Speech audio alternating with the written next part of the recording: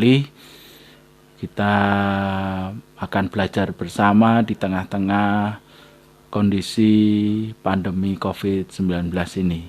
Dalam pembelajaran daring ini, kita akan belajar di pelajaran 7 tentang gereja yang membaharui diri. Sebelumnya, kita akan tambah semangat dulu dengan tepuk Yesus. Kita sama-sama meningkatkan imun tubuh kita dengan membangun diri lebih semangat lagi, sehingga kita semakin sehat di dalam beraktivitas. Kita siapkan diri kita dengan semangat. Mari, tepuk Yesus. Yesus. Yesus. Yes. Puji Tuhan.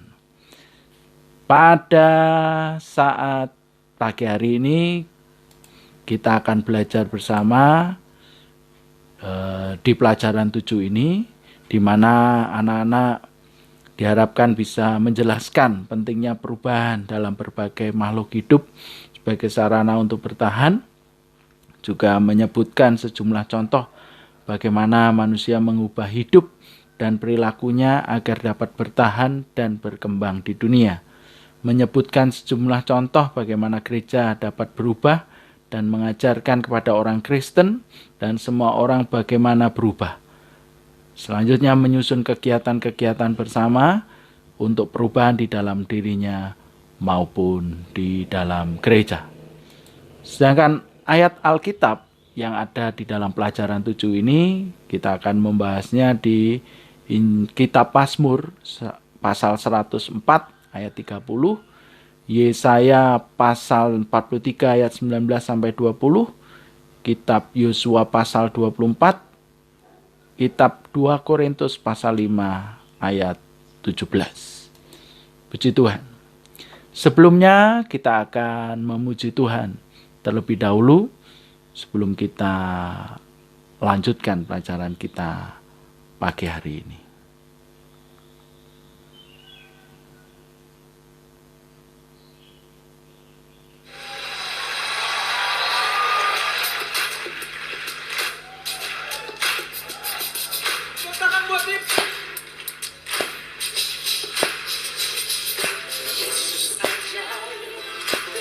Itu ajaib, kasih-Nya ajaib bagiku.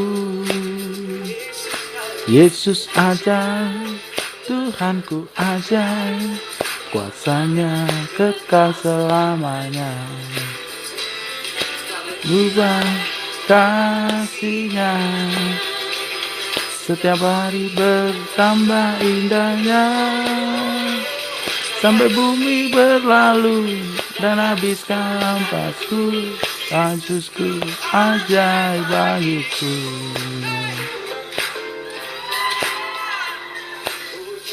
Ajaib, Tuhanku ajaib, kasih-Nya ajaib bagiku. Yesus ajaib, Tuhanku ajaib, kuasa-Nya kekal selamanya. Tak berubah kasih-Nya, setiap hari bertambah indahnya. Sampai bumi berlalu dan habislah ragaku, Yesusku ajaib bagiku. Tak berubah kasih-Nya, setiap hari bertambah indahnya. Sampai bumi berlalu dan habislah ragaku, Yesusku ajaib bagiku.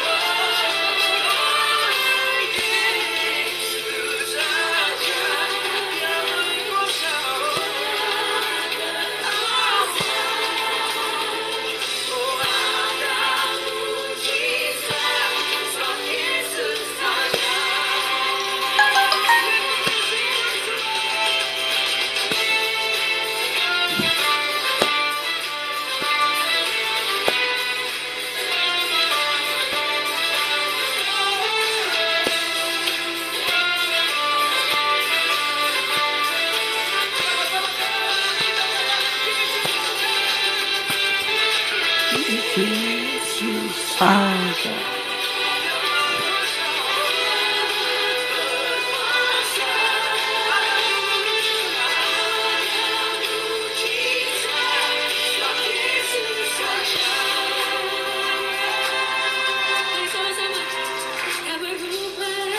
Kasihnya setiap hari bertambah indahnya, sampai bumi berlalu menabis namaku.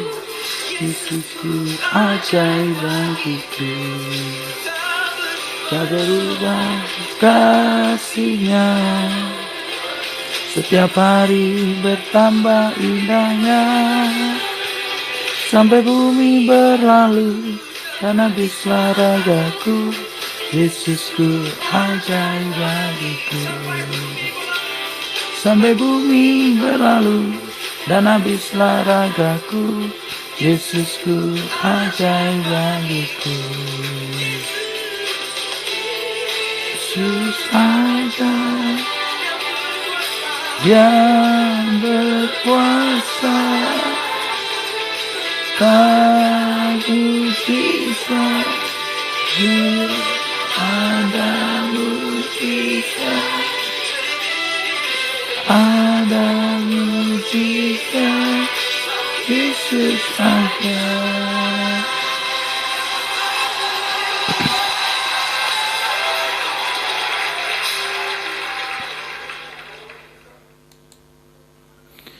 Mari kita berdoa bersama sebelum kita lanjutkan pelajaran kita pagi ini. Kita tundukkan kepala, lipat tangan kita, tutup mata kita, dan kita berdoa.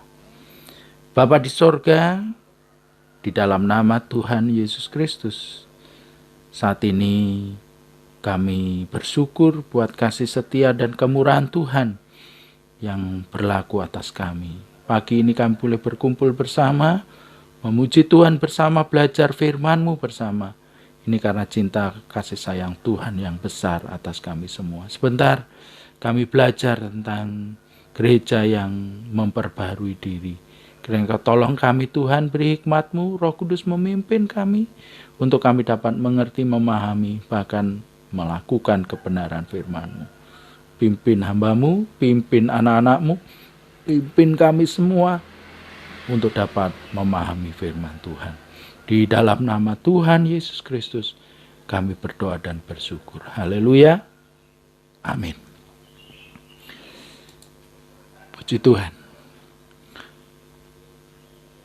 Pagi ini kita belajar tentang gereja yang memperbarui diri, dan juga bagaimana perkembangan gereja sedemikian rupa.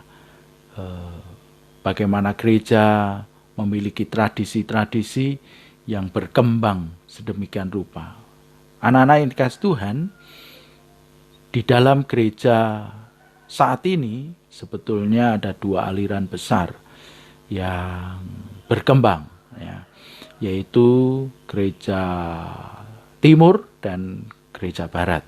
Sedangkan yang di Indonesia ini yang berkembang adalah gereja Barat, di mana dari Eropa berkembang sampai ke Indonesia.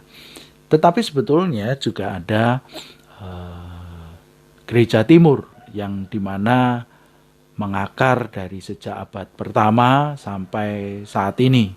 Sedangkan gereja Barat berkembang sangat mulai pesat, khususnya di aliran Protestan. Gereja itu berkembang di abad pertengahan, dimulai dari reformasi gereja tahun 1517 yang ditokoi oleh Martin Luther. Nah, dari tradisi gereja itu juga berkembang, gitu ya. Dari tata cara dan sebagainya itu berkembang. Nah, perkembangan ini merupakan suatu perubahan, yang merupakan suatu pembaruan di mana Tuhan memakai, Tuhan menjadikan gereja agen-agen dari perubahan yang positif tentunya, ya. Walaupun ada beberapa juga perubahan-perubahan yang kadang-kadang tidak pada tempatnya. Misalnya tentang tradisi Natal, itu suatu perubahan-perubahan yang tradisi yang merupakan cerminan dari iman Kristen, ya. Kadang-kadang juga ada salah penafsiran juga, ya. Misalnya tentang Natal. Natal itu ternyata ketika diperingati tanggal 25 Desember itu bukan berdasarkan tradisi pagan, ya. Kenapa kita berkembang isu bahwa Natal itu berkembang dari tradisi pagan? Itu karena memang yang berkembang di Indonesia ini adalah gereja dari barat, ya, teologi barat gitu, ya, dari Eropa masuk ke Indonesia. Sedangkan ternyata setelah digali arkeologi, perkamen-perkamen, dokumen-dokumen yang lebih tua dari abad pertengahan, tahun abad 16 sekitar itu, yang lebih tua itu sekitar abad ketiga. Itu memang penghitungan itu jatuh tanggal 25 Desember. Bukan karena penyembahan Dewa Matahari, karena Dewa Matahari itu baru muncul begitu dikaitkan dengan penyembahan Dewa Matahari itu ketika bersentuhan dengan Eropa. Tapi jauh sebelumnya Gereja Ortodok Timur itu sudah dikerjakan tanggal 25 Desember. Dan itu berkembang. Ya, di Natal ada pohon terang, Natal ada hadiah-hadiah saling memberi dan seterusnya. Itu berkembang sebagai sebuah tradisi yang baik, ya. Kemudian yang kedua adalah tradisi Paskah. Ya, Paskah itu sebetulnya mengakar kepada Perjanjian Lama, di mana bangsa Israel itu keluar dari Mesir dan diperingati sebagai semacam Paskah itu hari kemerdekaan bangsa Israel. Jadi dan mulailah penghitungan tahun dan seterusnya berdasarkan Paskah keluarnya bangsa Israel dari Mesir. Nah, kalau disamakan dengan kita saat ini, kita seperti merayakan 17 Agustus kemerdekaan. Itu hari Paskah. Lalu berkembang di Perjanjian Baru ketika Tuhan Yesus di masa raya Paskah itu disalibkan, kemudian bangkit dan naik ke surga. Jadi Paskah mulai berkembang di dalam gereja sebagai peringatan akan kebangkitan Kristus. Nah, ini ditandai dengan adanya hari Minggu. Nah, ini juga ada kesalahpahaman, ya, karena hari Minggu itu disebut sebagai Sunday, hari matahari, maka seakan-akan kebaktian di hari Minggu itu berdasarkan mengakar kepada budaya pagan. Tapi ternyata tidak, ya, itu mengakar kepada tradisi gereja awal, gereja mula-mula yang berkumpul di hari Minggu, di mana ada dilema antara murid-murid Yesus yang merupakan orang Yahudi dan beragama Yahudi, tetapi di sisi lain dia juga pengikut Kristus. Maka mereka beribadah sebagai orang Yahudi pada hari Sabat, hari Sabtu. Ketika mereka percaya kepada Yesus, kemudian Yesus bangkit naik ke surga, mereka berkumpul supaya tidak bentrok. Maka mereka berkumpul seperti tradisi Tuhan Yesus menampakkan diri kepada para murid pada hari pertama minggu itu. Artinya pada hari Ahad, hari pertama minggu. Nah, sedangkan dari Ahad menjadi minggu itu karena serapan kata dari bahasa Portugis, domingo, artinya hari Tuhan. Jadi bukan hari penyembahan Dewa Matahari, bukan. Domingo itu asalnya dari hari Tuhan, dan hari Tuhan itu adalah hari kebangkitan Kristus. Dan itu berkembang. Gereja berkembang, memperbarui diri sampai gereja modern pada saat ini. Nah, ini artinya gereja itu memperbarui diri. Gereja itu berkembang. Gereja itu bertumbuh.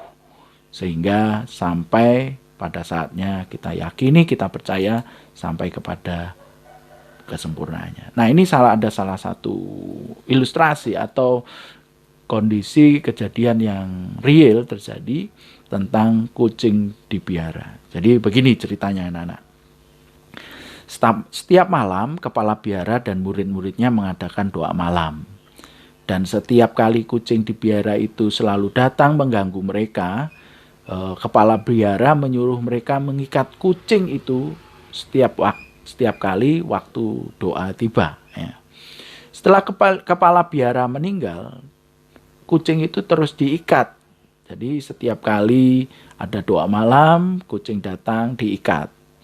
Setiap kali doa malam, kucing datang diikat. Nah, suatu saat kucing yang diikat ini nanti mati. Akhirnya apa? Itu berkembang bahwa setiap kali ada doa malam, mereka mencari kucing pengganti untuk diikat, sehingga menjadi sebuah tradisi bahwa kalau pada waktu doa malam harus mengikat kucing. Jadi suatu kondisi yang sedemikian rupa. Ini tradisi ya, tradisi gereja ya. Pada saat berdoa mereka dikaitkan dengan makna keagamaan tentang mengikat kucing ini. Nah, ini tradisi yang berkembang sedemikian rupa. Nah,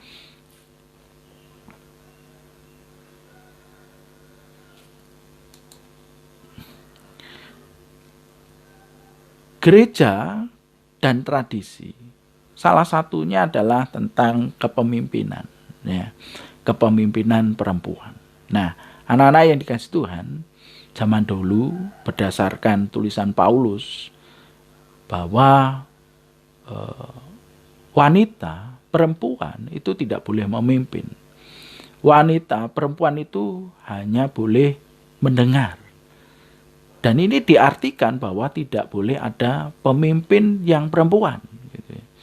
Tidak ada boleh pemimpin yang bukan laki-laki, perempuan. Dan ada beberapa gereja, aliran gereja di saat ini, sinode gereja saat ini ada beberapa yang juga masih menerapkan itu. Nah, ini berkembang. Kalau zaman dulu gereja mula-mula memang perempuan tidak boleh memimpin, itu berkembang sampai saat ini. Saat ini banyak pemimpin sinode, banyak pemimpin gereja yang perempuan.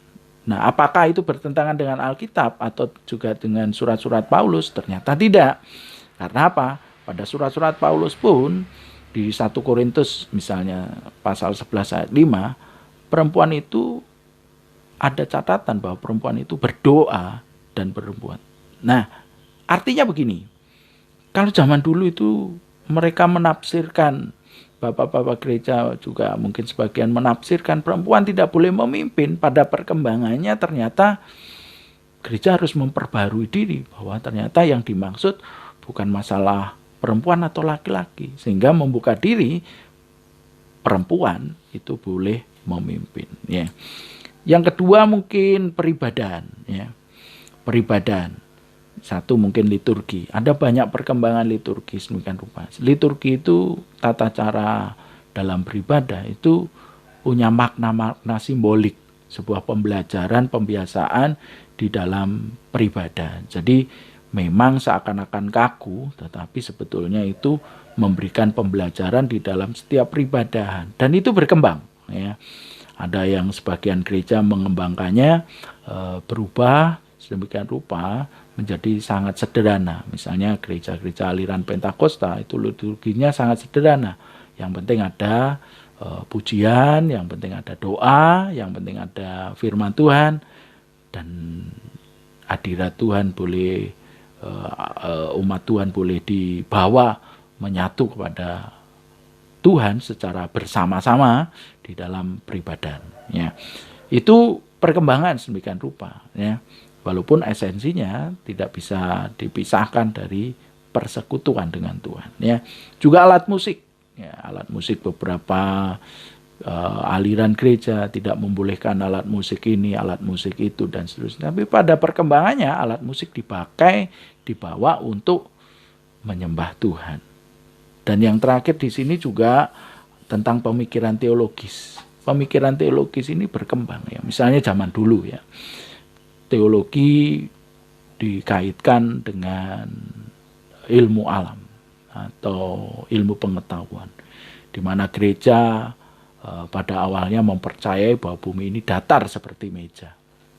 Lalu ada seorang ilmuwan yang kalau tidak salah Galileo Galilei itu menemukan sebuah teori bahwa bumi itu bulat, dibuktikan dengan beberapa pembuktian. Gereja awalnya menentang, tapi setelah ditemukan teleskop dan kemudian ilmu pengetahuan berkembang, gereja pun dengan sadar memperbarui diri bahwa mengakui bahwa yang dilakukan sebelumnya salah. Artinya teologi itu berkembang. Dan itu harus berkembang memang, karena teologi itu bukan sesuatu yang mati tetapi yang dinamis, karena itu merupakan ilmu tentang penyataan Allah. Sebatas Allah menyatakan dirinya, dan Allah menyatakan dirinya salah satunya juga melalui hati nurani kita, ilmu pengetahuan itu Tuhan menyatakan kehendaknya, dan teolog harus mengakomodir tentang perubahan ini. Nah, ini bahwa gereja harus berkembang. Jadi anak-anak, perubahan itu adalah sebagai salah satu hukum dari kehidupan, gitu ya. Misalnya contoh tentang mimikri ya. Mimikri ini adalah sebuah mekanisme perlindungan diri di mana spesies itu melindungi dirinya dengan merubah dirinya mirip dengan lingkungan sekitar. Dan ini untuk perlindungan. Nah, hewan punya kondisi yang demikian sehingga kita kenal istilah mimikri. Terlebih lagi manusia itu berubah. Dulu zaman-zaman ilmu pengetahuan belum ada, sangat sederhana teknologi yang ada, tapi mulai berkembang, berubah dengan kecakapan, dengan kecerdasan, ilmu pengetahuan, budi dan daya budaya manusia itu berkembang, sehingga perkembangan ini mendatangkan perubahan. Makanya perubahan itu merupakan sebagai hukum yang tidak dapat dihindarkan dari kehidupan manusia. Umat Allah yang berubah, pembaruan umat Allah yaitu menjadi sebuah tema penting dari Alkitab kita, mulai dari Israel di Perjanjian Lama, terbukti dengan Yosua, di mana dia kilas balik ke belakang, mengingatkan kepada bangsa Israel tentang perubahan-perubahan dan seterusnya. Demikian juga dengan gereja. Gereja sebagai umat Allah yang baru itu merupakan gereja yang bertumbuh mulai dari hari Pentakosta Perjanjian Baru pertama. Artinya di Kisah Rasul pasal 2, gereja berkembang. Dulunya berpikiran bahwa mereka harus berkumpul aja di Yerusalem. Dan ini kadang-kadang gereja saat ini kadang-kadang tidak seimbang menyatakan hal ini. Mereka kembali ingin kepada Pentakosta mula-mula, di mana gereja bertumbuh, berkembang, bertambah-tambah jemaat dengan istilah multiplikasi. Tetapi tidak diangkat di Kisah Rasul pasal 8 bahwa gereja mengalami penganiayaan. Karena apa? Jelas eksplisit dicatat di sana bahwa gereja tidak mengabarkan Injil. Gereja kurang menyebar. Sehingga Tuhan izinkan ada penganiayaan, sehingga gereja seakan-akan kocar-kacir. Tapi kocar-kacirnya gereja ini sebetulnya untuk melaksanakan amanat agung, memberitakan Injil sampai ke ujung bumi, sehingga jemaat-jemaat baru boleh berkembang. Demikian juga gereja-gereja saat ini, bagaimana kita lihat ada namanya reformasi gereja.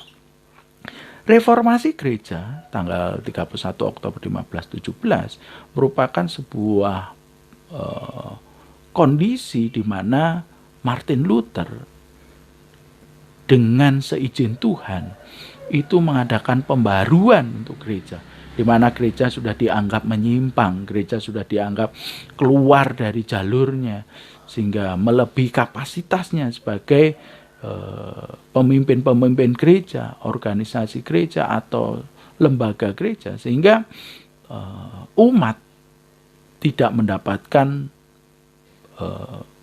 pengajaran firman Tuhan yang murni, maka disebut sebagai Protestan. Nah, Protestan di sini bukan berarti protes, bukan, tetapi pro-testamen. pro kepada Alkitab, kembali kepada Alkitab. Nah, seringkali kita tidak memahaminya demikian ya.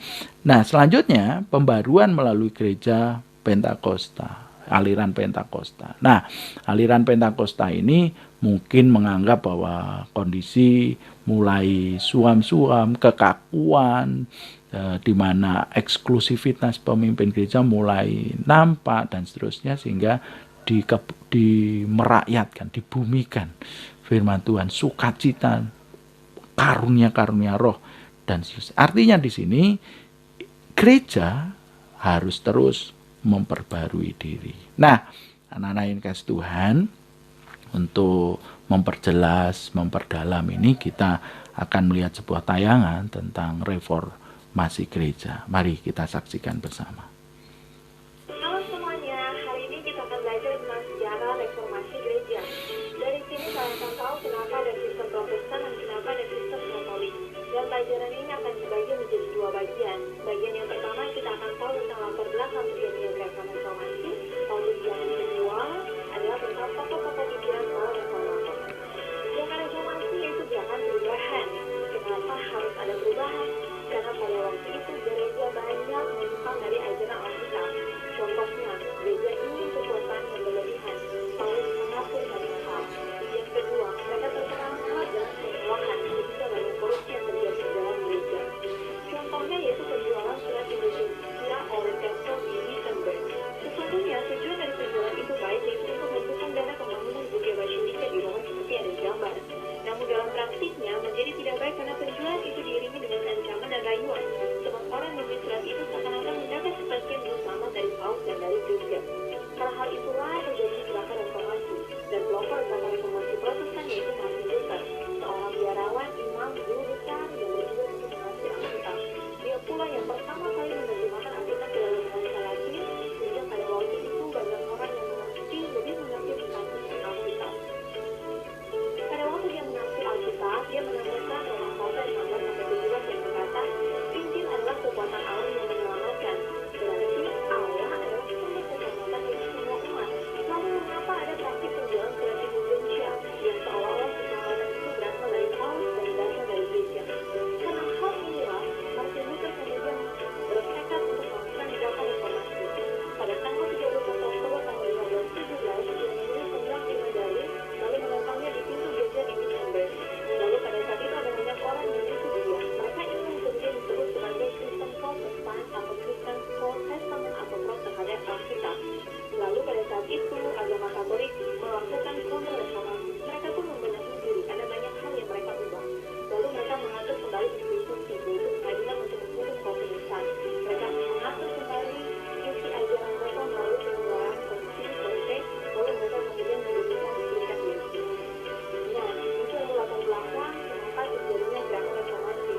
Di video berikutnya kita akan belajar tentang tokoh pikiran Martin Luther dan Calvin, kemudian tokoh-tokoh reformator yang pada saat itu melakukan gerakan reformasi bagi kekristenan. Silakan menonton dan diberikan video selanjutnya.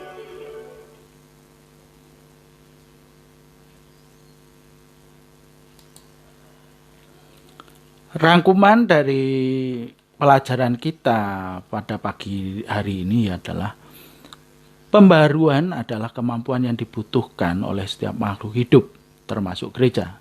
Tanpa pembaruan pasti akan terjadi kemusnahan, seperti yang dialami oleh dinosaurus yang gagal menyesuaikan diri dengan perubahan-perubahan alam di sekitarnya. Dalam sejarahnya, gereja telah berulang kali diperhadapkan dengan tantangan-tantangan yang berat. Gereja yang berhasil berubah dan mengubah dirinya, mengoreksi kesalahan-kesalahannya, memperbaiki sikapnya terhadap perubahan dan lingkungan sekitarnya, akan mampu bertahan.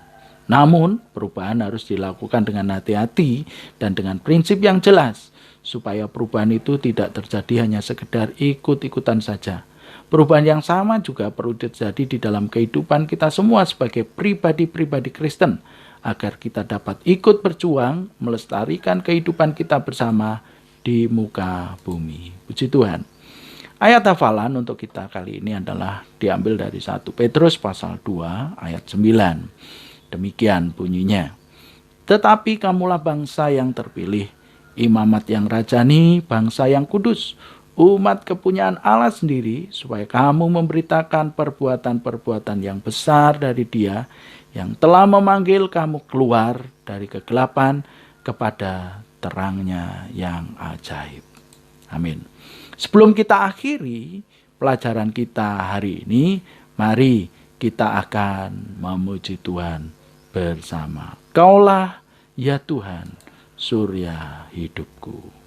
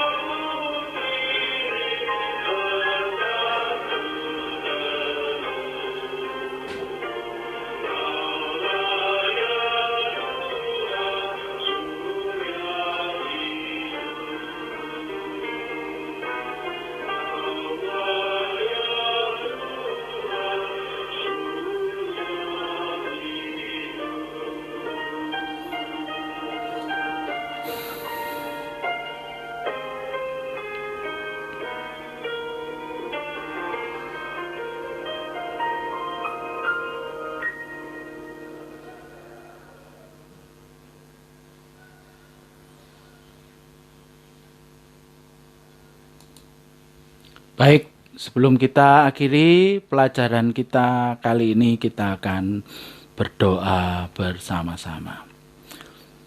Bapa di sorga, terima kasih buat hari ini Kau percayakan kepada kami, Engkau membimbing kami. Bersyukur Tuhan, kami gerejamu dibimbing Roh Kudus untuk bertumbuh berkembang, menjadi sama seperti Kristus, menuju ke arah Kristus. Tolong kami untuk berkembang selanjutnya. Terima kasih Tuhan buat pelajaran hari ini. Namamu ditinggikan, dipermuliakan. Berkati guru-guru kami, berkati orang tua kami, berkati kami semua. Di dalam nama Tuhan Yesus Kristus kami berdoa dan bersyukur. Haleluya. Amin.